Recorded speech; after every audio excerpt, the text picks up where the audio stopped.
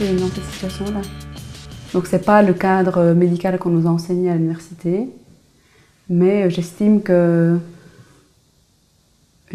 c'est mon rôle ici en tant que médecin à la maison médicale du Laveu, parce que si je n'accompagne le patient dans des démarches, par exemple auprès du médecin conseil, essayer d'appuyer le fait que le patient reste en incapacité de travail, parce que moi je connais le patient, je connais son contexte de vie, je connais son passé, mais le médecin conseil, par exemple, lui, il a une checklist, il voit que le patient il a telle et telle maladie, il a tel et tel médicament et il s'en fout complètement du contexte social. Dans ma maison médicale, par exemple, les notions de précarité, c'est quelque chose qui ont été mises en priorité dans les préoccupations qu'on a. Et donc pas seulement donc le niveau absolu de revenu, mais toute cette notion de précarité, quoi, de perte de repères, de risque vraiment de passer à travers les mailles du filet social.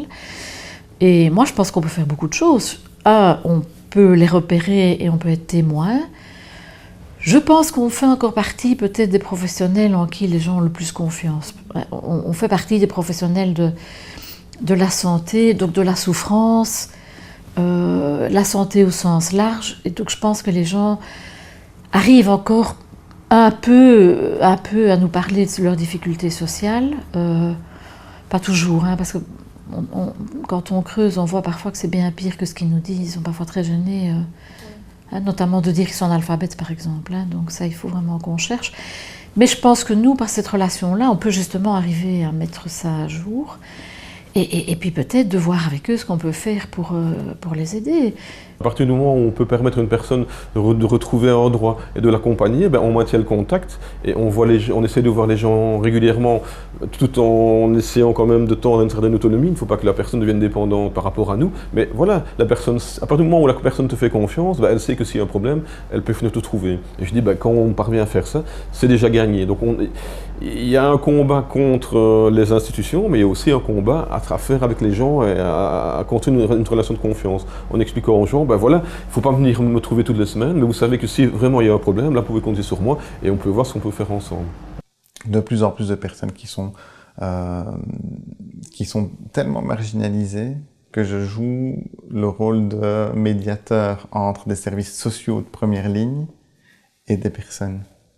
Et ça, c'est nouveau. On parle de supprimer l'aide juridique, mais je sais pas, je vois très bien ce que ça va donner, mais il y a des dizaines de personnes à qui on a refusé de droit à l'intégration sociale parce que l'AS avait mal fait son rapport ou qui sont retrouvés éjectés de la mutuelle alors qu'on est en période d'attente pour avoir des protocoles médicaux, mais que le médecin conseil n'a pas fait attention. Et toutes ces personnes-là qui ont droit à une défense maintenant, vont se retrouver à devoir lire des jugements, des décisions et devoir faire des démarches eux-mêmes par rapport à la justice, qui est particulièrement compliqué en Belgique. Donc oui, dans mon travail, moi, ça va m'impacter de plus en plus et je ne saurais pas le faire. C'est pas quelque chose que je saurais faire bien. Ils viennent à la maison médicale, ils y restent en fait. Ils viennent passer du temps dans la salle d'attente parce qu'ils sont seuls chez eux, malheureux, qu'ils n'ont pas de travail, mais bon, il n'y en a pas, ou parfois ils n'ont pas les capacités de travailler, que ce soit des capacités physiques ou des capacités qu'on dit à nouveau, de troubles de santé mentale, mais qui est autre chose probablement. Et donc ils viennent passer du temps à la maison médicale parce que c'est un lieu où ils se sentent reconnus, ils se sentent être des êtres humains. Et ça donne l'impression parfois que c'est un peu le seul endroit où ils ont ça, où ils ont une rencontre d'humain à humain. Je reproche souvent aux allocateurs sociaux de rater le rendez-vous.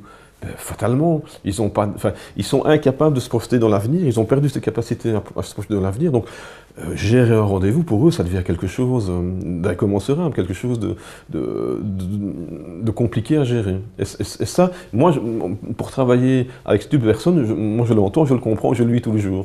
Donc maintenant, ce que je fais, c'est que sur mon agenda, j'essaye de planifier les rendez-vous importants et le rappeler aux personnes, parce qu'ils oublient, ils vivent dans une autre dimension temporelle. Et je pense qu'on ne peut pas les incriminer, c'est un peu le système qui les rend comme ça. Enfin, c'est comme si on leur enlevait, les compétences, comme s'ils perdaient leurs compétences les unes après les autres. Je peux parler des microcrédits. Donc c'est un projet qui a été instauré par le secteur social à la maison médicale. En bref, on peut prêter de l'argent aux patients, mais des petites sommes, donc pas plus de 10-15 €, et vraiment pour dépanner des situations urgentes et où il n'y a pas d'autres choix. Quand je sors du cadre qui est défini par... le cadre, c'est quoi finalement? Il est défini par qui? C'est quoi la norme? Je pense qu'on doit réinventer aussi le cadre dans lequel on va devoir travailler parce que la société change. Mais quand on pressent qu'on pourrait être perçu comme sortant du cadre, je pense que c'est quand même bien d'expliquer aux patients pourquoi on le fait et d'exprimer aussi ce qui nous motive, nous. D'exprimer que nous, on estime qu'il y a injustice sociale.